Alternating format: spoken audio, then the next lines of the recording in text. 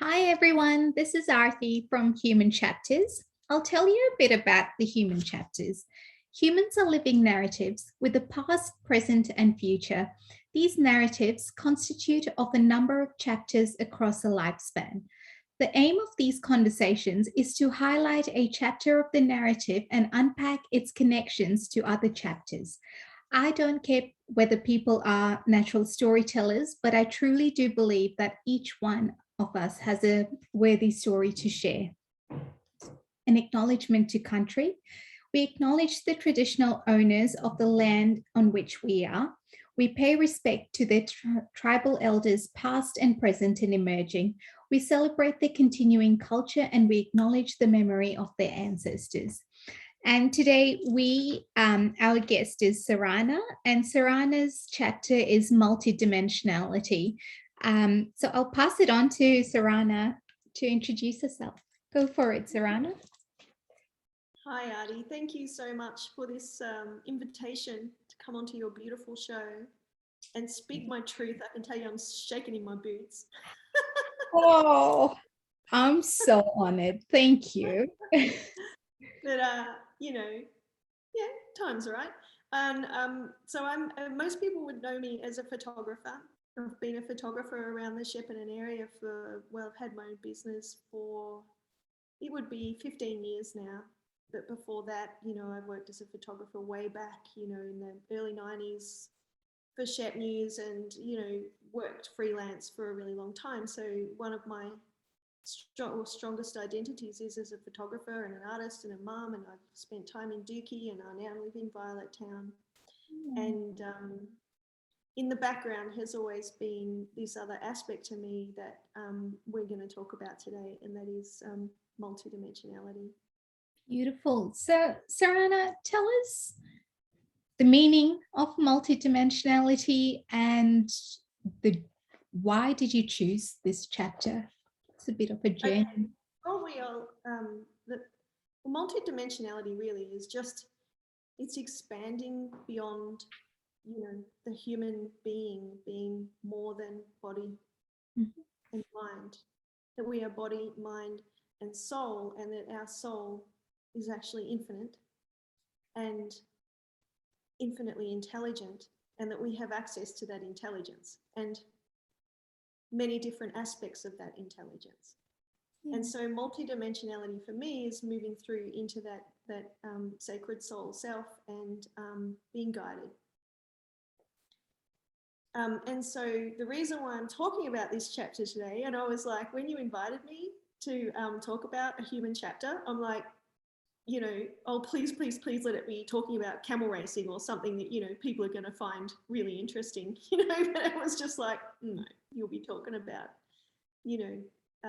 this thing that you do, which actually is, I'm an initiated medicine woman of the Native American tradition, of which is a part of my ancestry. So I had a huge sort of awakening, I guess, around 2000, I can't even remember now, 17 or 18, in that, my ancestors came through really strongly. And I thought I was going a little bit mad. Serana, tell us about that moment. How did they come through and what happened? Well, I'm just going to turn my phone off. It's making noises, so it won't be tick. I should have done that before now. You're right. I'm just going to put it in my phone.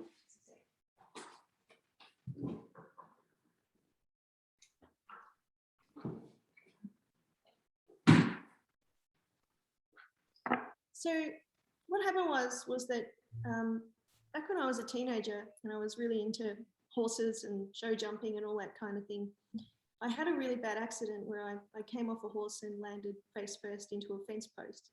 And it did a lot of damage, but it wasn't tended to when I was younger. And so as I've got older, I started to have severe headaches and I had tests and, basically it was like, well, actually you need to be operated on. So several years ago, I had the first operation. fix all the damage sort of really deep within my skull, and it left me without cartilage in my nose. So I had a nose that was quite flat, which is fine. But then there were health issues with that. It was affecting my breathing. So back, I think it was around 2000, the end of 2017, the doctor said, we're going to have to, the specialist said, what we're going to have to do is actually take some of your rib out, cartilage from your rib, and reconstruct your nose so that you can breathe properly. So I knew what I was in for because I'd already had one operation that was horrendous, and so I basically went within to prepare myself for the severity of that operation. And I'd been really busy, with photography, and I was also working as a practitioner at Horses for Hope in Marina. And so I really just pulled up a lot of stumps and went, just started to slow down, started to meditate, and I also had this really strong feeling that this was not only a physical remembering, but it was a metaphysical remembering as well. So I was sort of, this idea sparked within me to set the intention within this surgery that it was going to be a metaphysical healing as much as it was a physical healing. And I didn't know what that meant. Yeah, I was just about to ask. Yeah. With this. I just always felt like, growing up, I mean, I had a beautiful family and a very blessed life growing up on a dairy farm at Cassandra. But I always felt like the last bird of my kind, that I didn't really function in the same way that other people function, and I wanted to figure out what that was. And so as we were going to the surgery, my husband was driving, and we pulled out onto the Hume Freeway, and we pulled right behind this big truck that had, a white back with a rainbow winged horse painted on the back of the truck. And I just thought, well, that's a really nice omen. So this is, so it's going to be all okay. The surgery is going to be okay. Maybe this whole, reconnection to something metaphysical is going to come through too. And a bit further on, I looked out the window just near your row, and I'd never seen it before, even though we live in this area. This sign that said Phoenix, it just flashed past, and it was just so bizarre that I saw this sign Phoenix through the trees. And then I heard clairaudiently, like I'd never experienced that before. It was like a voice, really clear voice that said, "Meet your grandfather." And I was like, okay, we're driving in the car down the Hume. And I was thinking of my pa, my beloved pa, my actual grandfather who died 20 years ago. And I was like, well, maybe I'll just go into meditation and see what happens. So I said to Bruce, hey, look, I'm just going to do some meditating. And he said, yeah, that's fine. And as soon as I closed my eyes, I saw, and someone waving in the background. It was an elder man, and he was waving in the background, and he was Native American. And I was like, I can see you. And I was a bit surprised because I was expecting my pa, not this fella. And I said, I can see you, but you're a long way away. What can I do? And he said, just reach out your hand. And as I reached out my hand, he just sort of bounced in and out of me. It was really bizarre. And then he apologized. He said, I'm so sorry.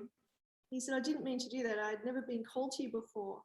And then he just wrapped this blanket around me and held me. And I swear it was visceral. Wow. Absolutely visceral. And he explained to me how, they'd been through, incredibly difficult times, and how their baby had been, taken from them, and that I'm a descendant of that baby, and, explained the story of how it all happened, that their child had been raised to believe that they were Spanish, and that their parents had moved to Australia where, you know, she wouldn't be discovered. Basically, she was becoming, as she got older, curious of her actual, you know, family, and they moved here. And so he told me all of this, and I was like, well, what about my grandmother? You know, and he said that she was deeply wounded and that she still is experiencing the trauma of that even now. And he said, you can try and call her in. And I called for her, and she came in, and she had a totally different vibe to him. He was very loving. He was very loving, and she was very direct. And she just looked me in the eye and said, you're a descendant of the Native American people, you know, do your research and get into it, basically, you know, stop mucking around. And I asked what tribe, and I'd never heard it before, but they were trying to tell me that there was shush something. I knew there was 3 syllables, and you know, anyway, I looked into it, and it's the Shoshone people. So to cut a long story short, they really have helped and supported me through a lot. You know, it's almost like the moment I met them, shit happened in my life. Wow. Really big time. Like, you know, I came out of that surgery and ended up, you know, in court, you know, with a custody issue, and you know, and I was scared, and they really helped me to stay strong. They offered the most incredible advice. Wow. And they got me through with wisdom, with incredible wisdom that I couldn't have come up with. And anyway, after sort of all of that happened, almost actually during that, I really did think I was going mad, you know. Okay. What's going on here? But I do have a friend, I knew of a man, no, I wouldn't have called him a friend at that stage, but I knew of a man in Melbourne who is a Native American shaman. He's also a theatre director. And so I found him, I contacted him, and I said, look, I've got this stuff happening, and I'd really like to come and talk to you about it, you know. And I did, and I told him, and he was quite astounded at how accurate a lot of everything that my ancestors had been telling me was, geographically, you know, cultural information, the kind of advice they were giving. It was really accurate. And I and he at that point offered me an apprenticeship to help and assist. He said, because sometimes you don't get a choice, you know. It's I went to him with a big list of reasons why I thought I was mad, and he said, no, it's textbook shaman. He said, you know, so basically tucked me under his wing and helped me out, and still does to this day. That is incredible. Oh my goodness. How do you spell the name of the Native American tribe you mentioned? Shoshone. Beautiful. Wow.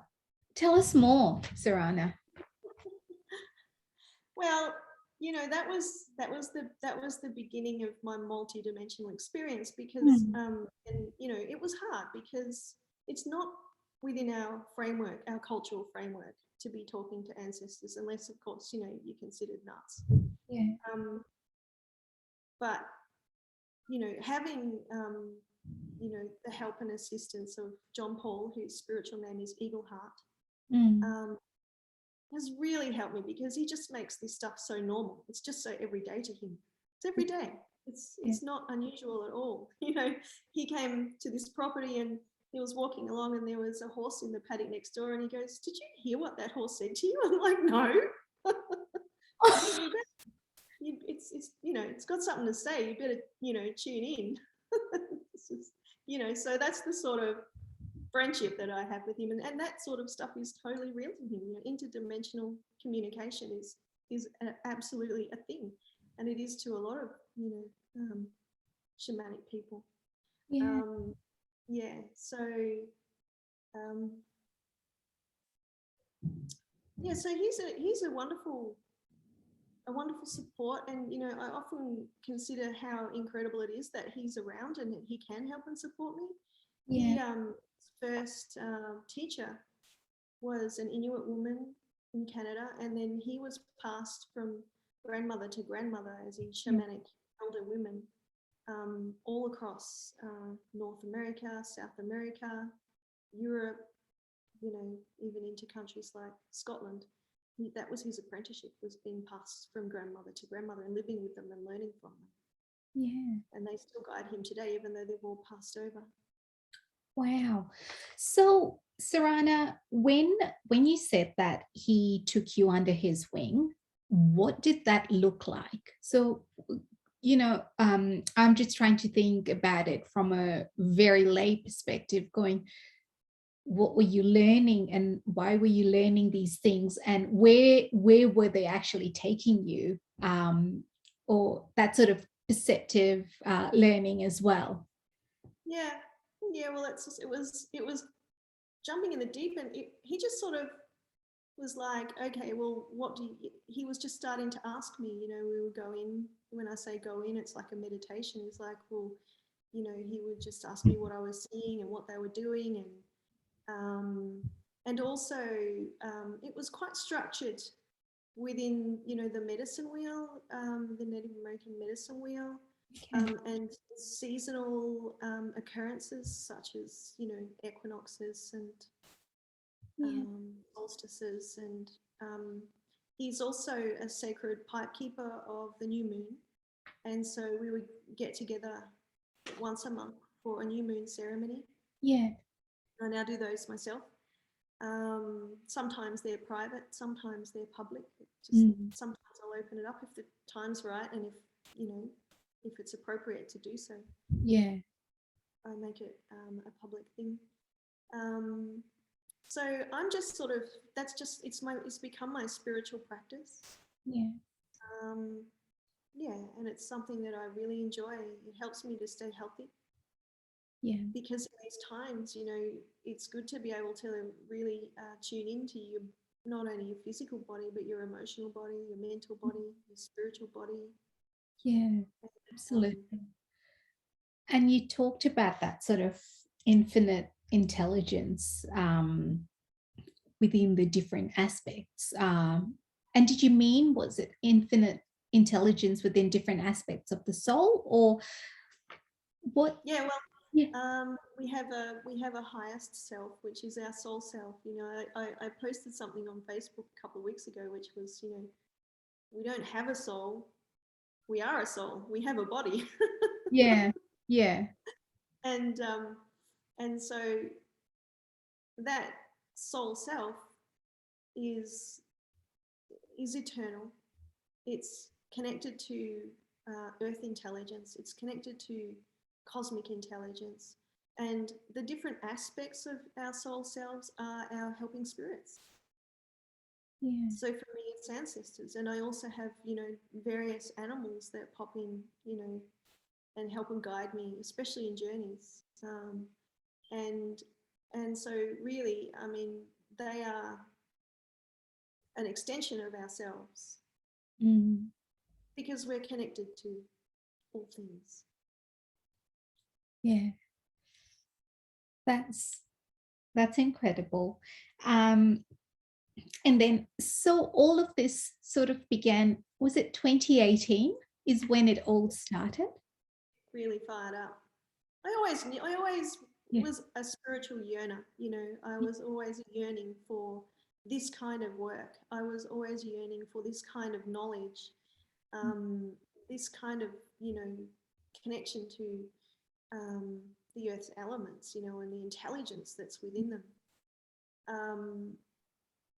And like I moved up to Northern Territory when I was in my early 20s because I really wanted to find what I've got now, a spiritual mentor, someone that could help me. It's like, I know there's more going on here. I just don't know how to framework it.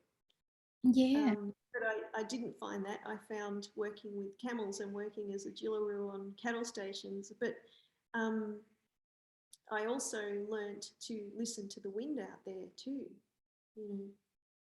Because that place is so untouched and it's so still very deeply ancient that the wind will direct you. you know, literally. It'll let you know if you shouldn't go somewhere. Wow. I'm going to put a stop. So for anyone that is actually watching, and if you're wondering why my head is down, quite frequently, I'm taking notes. And I always do this, and I've never actually thought to explain why my head is usually down and not looking. Yeah.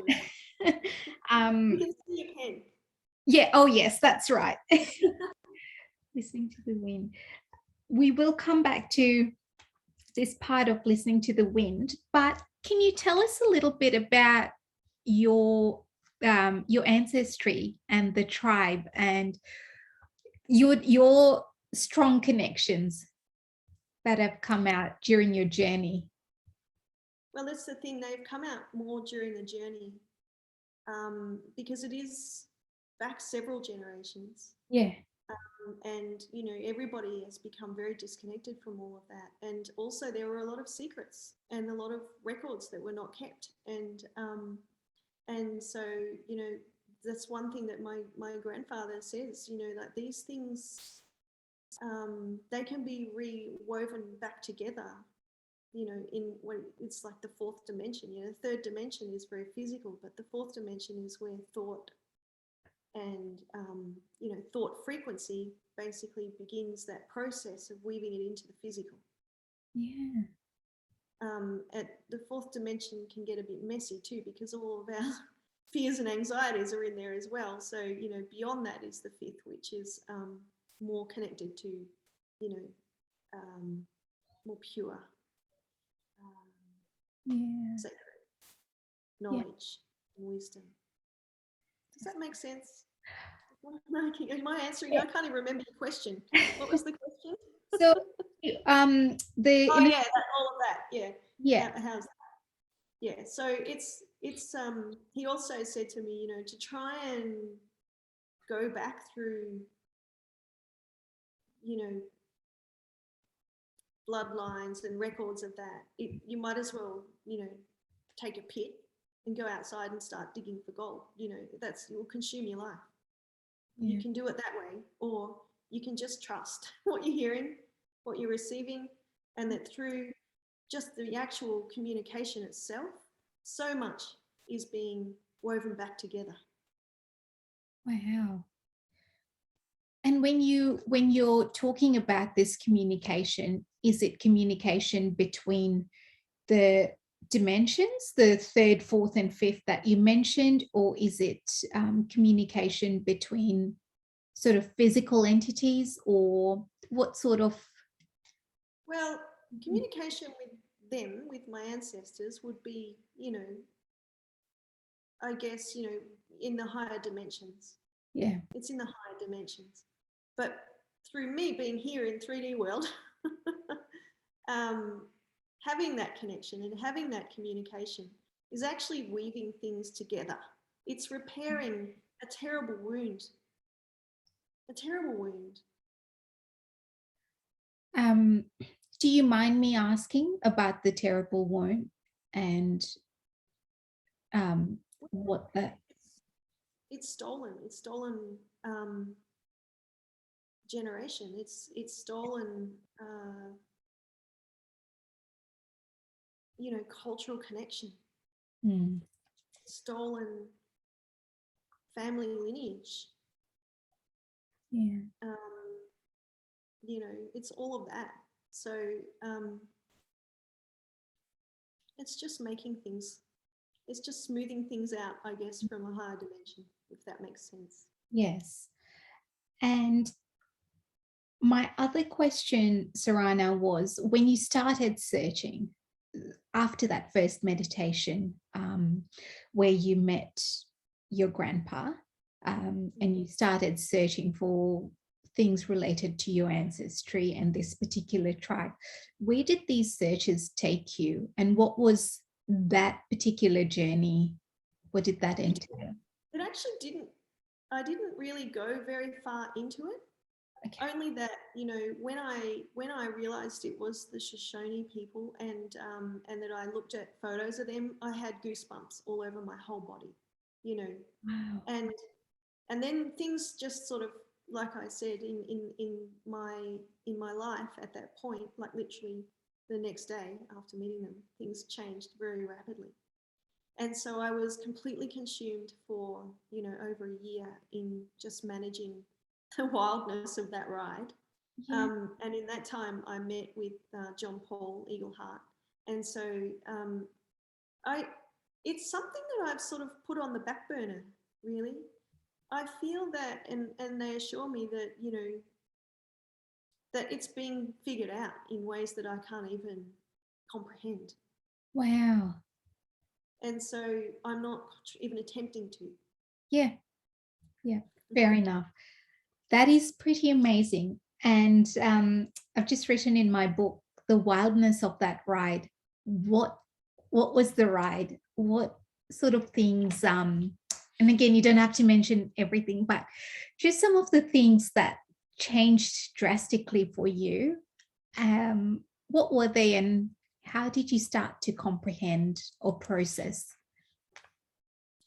Well, it's interesting because, it was all about, meeting them was all about learning, how they were separated, and then, the next day I had a phone call from my son's primary school from the principal saying, I think that your son's dad has enrolled him at a school interstate, and he had. And so all of a sudden it was that sort of was a reality in my life too.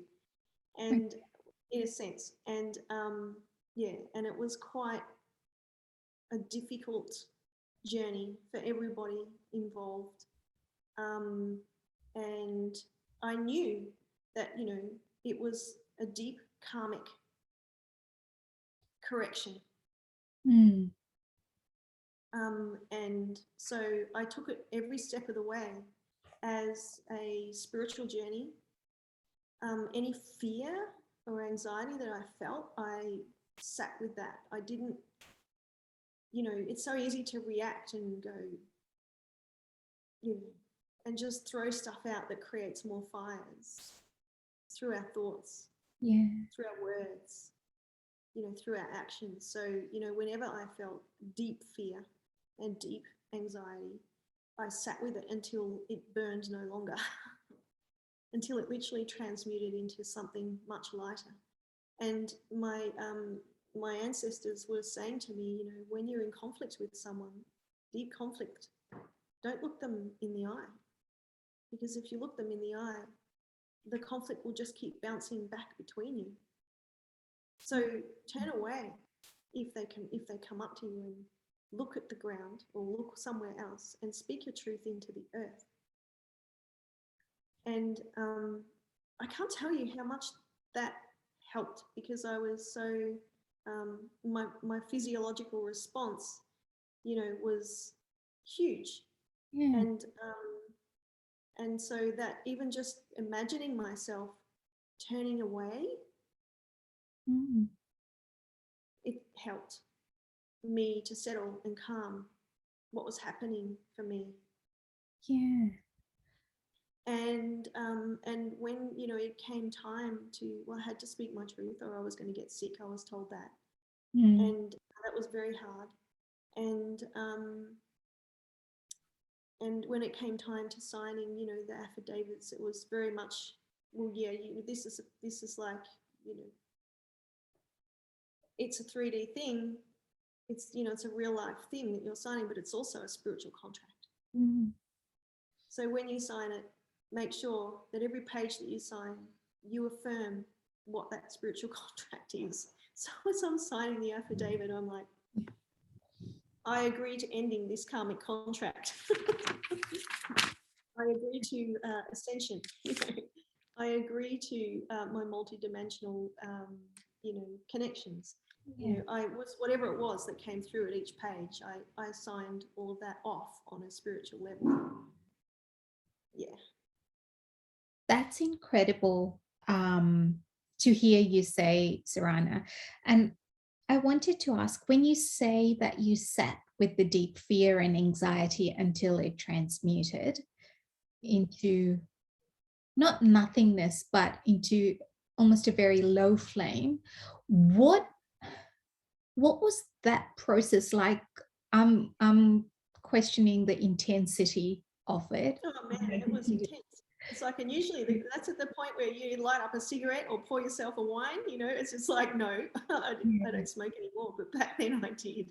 It was just like, no, I'm just going to take myself away and be responsible for this feeling and sit and feel where it is in my body. Mostly it was around my heart, you know, mostly, and I would just study where it was in my body. And I would study how it made my body feel, how it made my body contract. I kind of departmentalized, is that the word? Decongested the sense of how my body was reacting to those feelings. And by sort of witnessing it from that very methodical point of view, it would soften. It was almost like, you know, it needed to be witnessed. Yeah. Wow.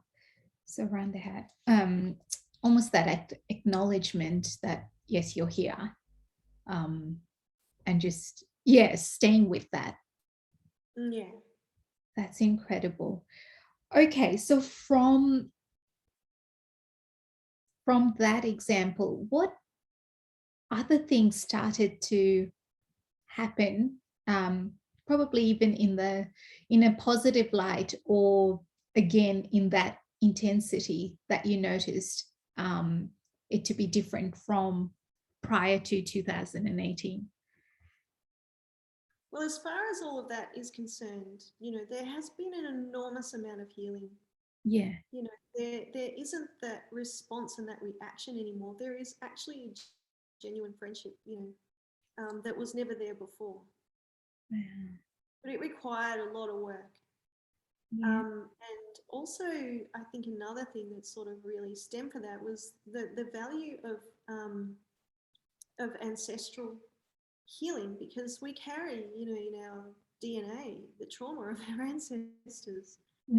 Often, especially if it's not, you know, if it's still a deep wound. When they pass on, you know. And so I began to realize that that it's not just me, you know, it's an ancestral pain. And it's something that everybody, I think, has and carries. So I began to be aware of ancestral healing, and my ancestors helped me with that, especially my grandmother.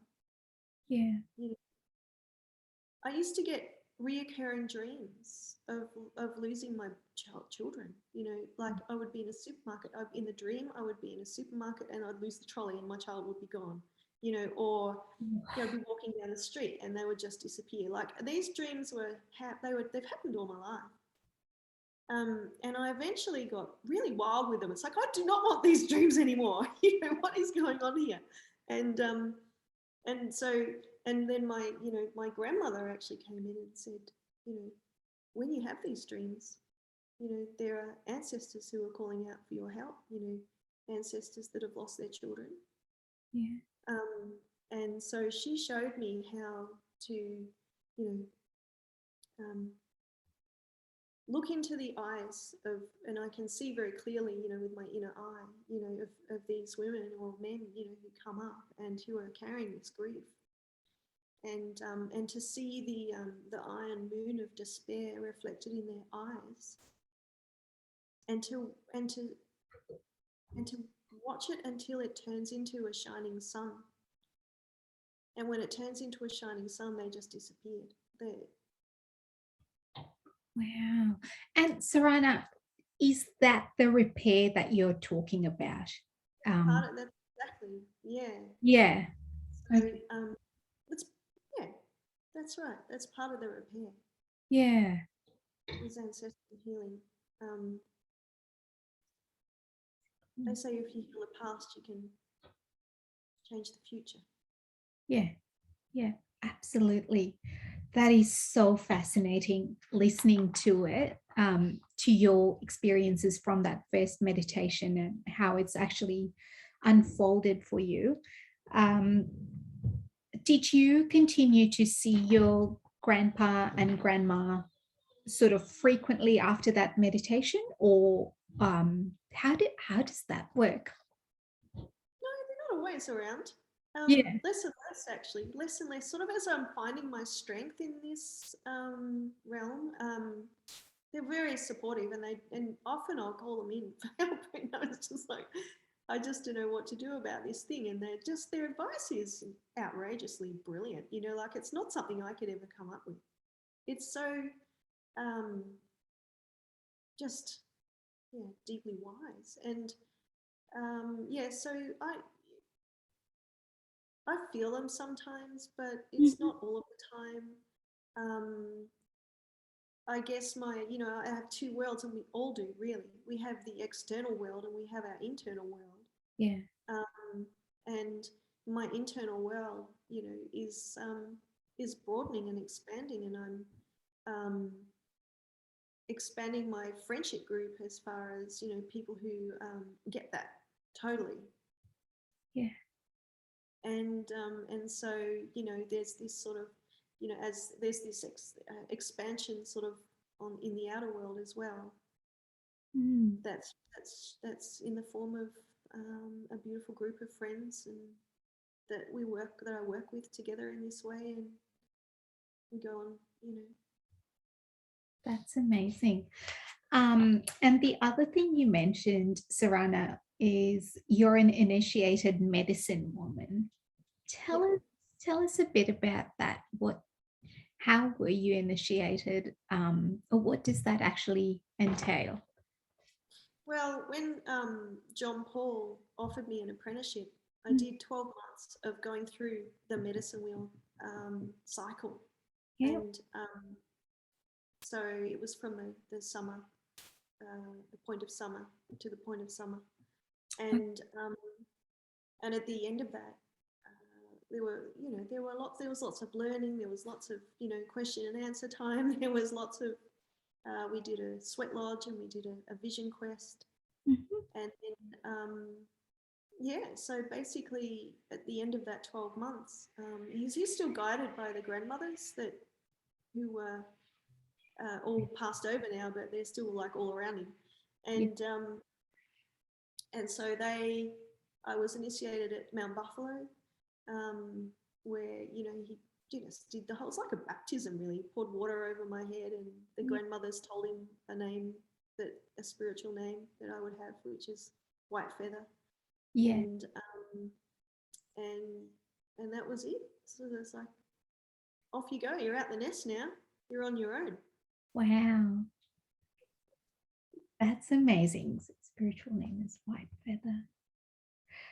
And then once you did complete the 12-month apprenticeship, where did it take you from there?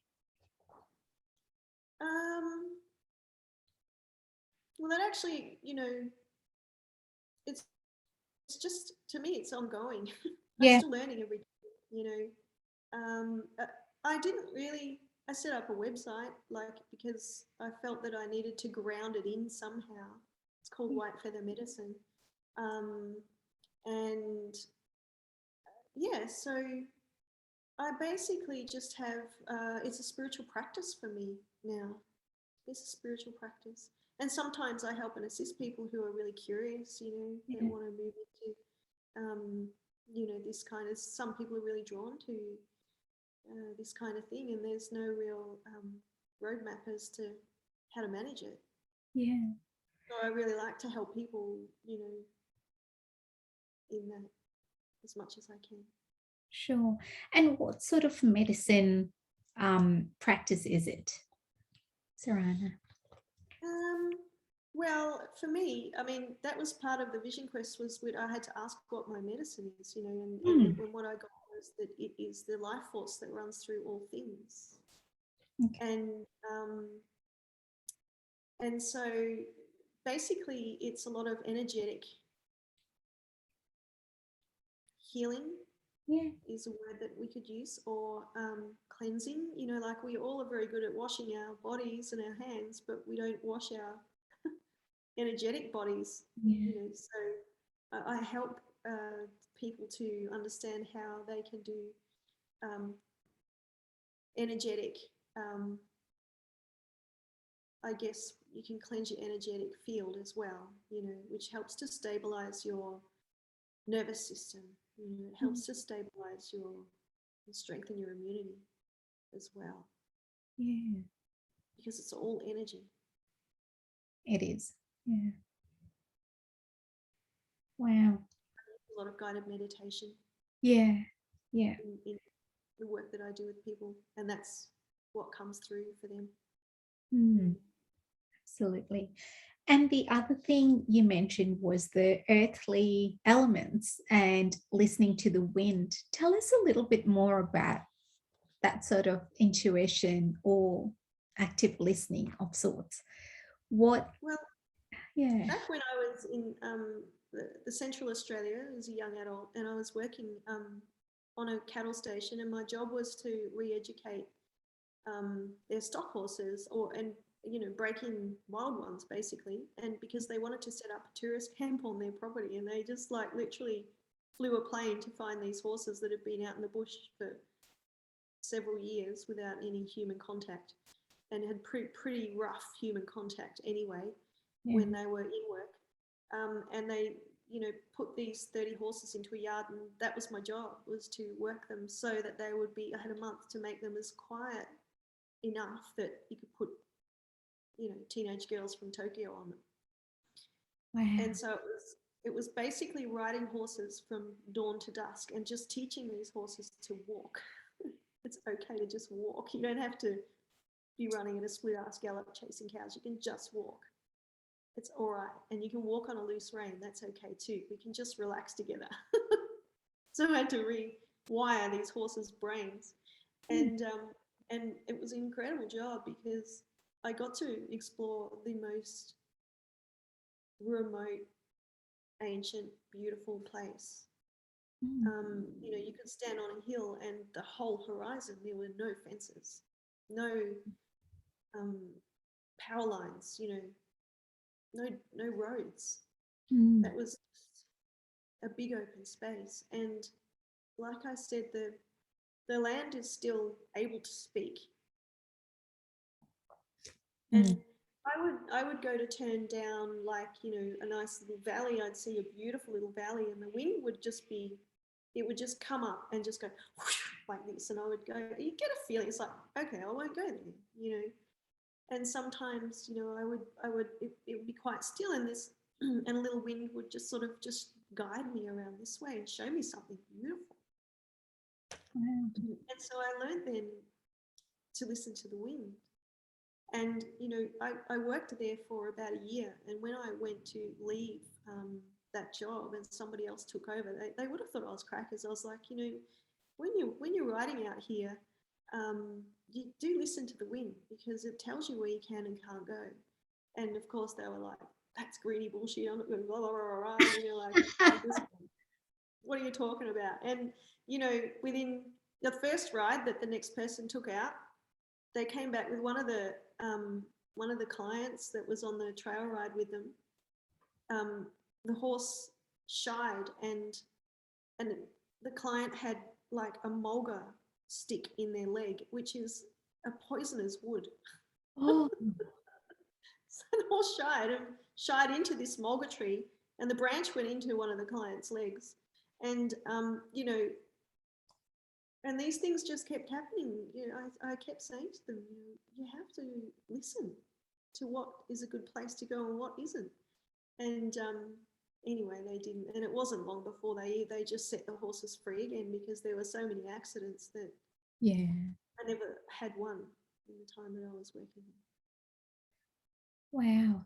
So this might seem like a really silly question. How do you listen to the wind? Like, do you just have to stay completely still or be open to it? Well, it's interesting. I was thinking about the wind, today in because air is every one of these elements has a healing property. I mean, air, of course, carries the gift of trees, which is the gift of life to us. Yeah. Oxygen. We don't survive very long without it. It's a powerful medicine. Yeah.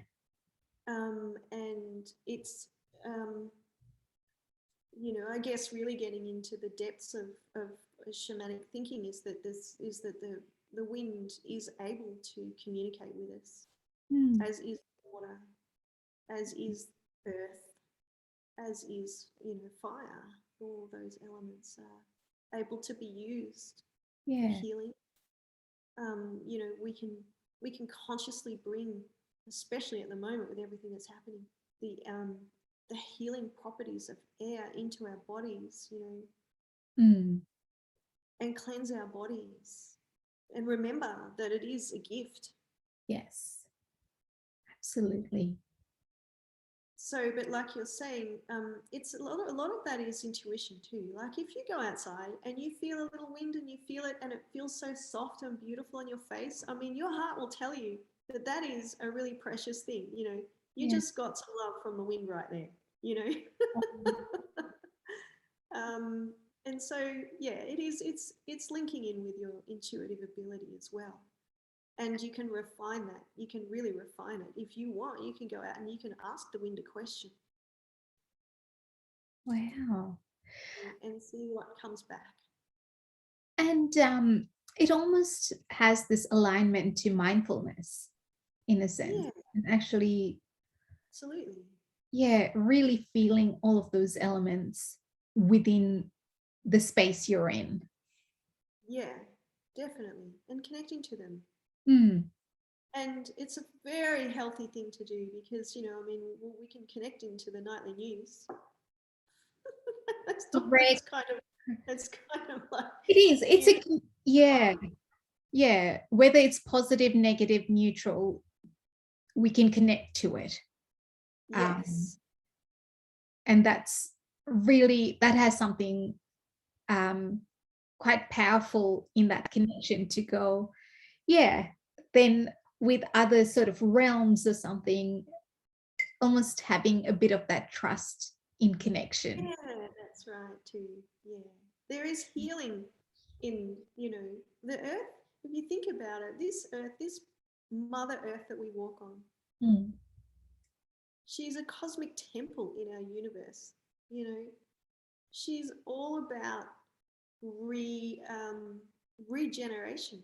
She doesn't have this sort of program of death and decay. She has the program of the exact opposite. She just constantly rebirths and regrows and renews and regenerates.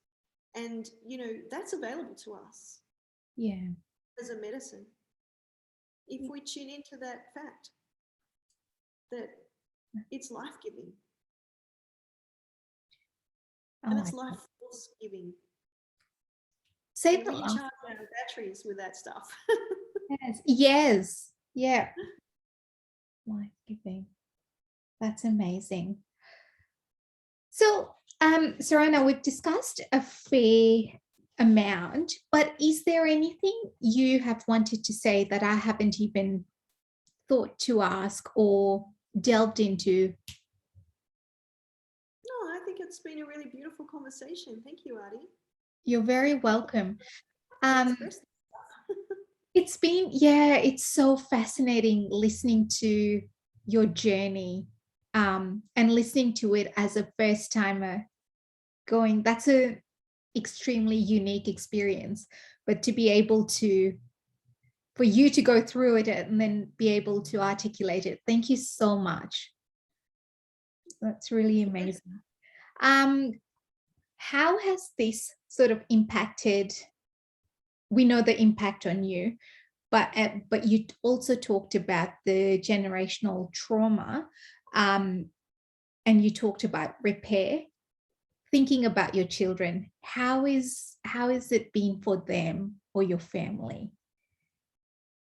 Well, they're very, very accepting of it, actually, incredibly so. And, I don't like to impose any of this on them, but they're welcome to join in ceremony or, sweat lodges and whatever's going on. But it's just a very natural part of their reality, which is really beautiful. my daughter is 24 now, and she's very much on this path too. So that's exciting as well, to be able to share this, you know, with my daughter. Yeah. Zach is 14, he's not there, but he's totally accepting of it, you know. And my husband is deeply supportive. Yeah. Even though it's actually quite challenging for him, you know. Yeah. Because it is different. Yes. Absolutely. That is so amazing. And did you have any key takeaways for anybody listening to this from anywhere in the world? Yeah, and I think it's what I was saying before, you know, you are mind, you are body, and you are a very unique and beautiful and divine soul that has an intelligence and that you can access. Yeah. And enjoy the medicines of the earth, because they are powerful.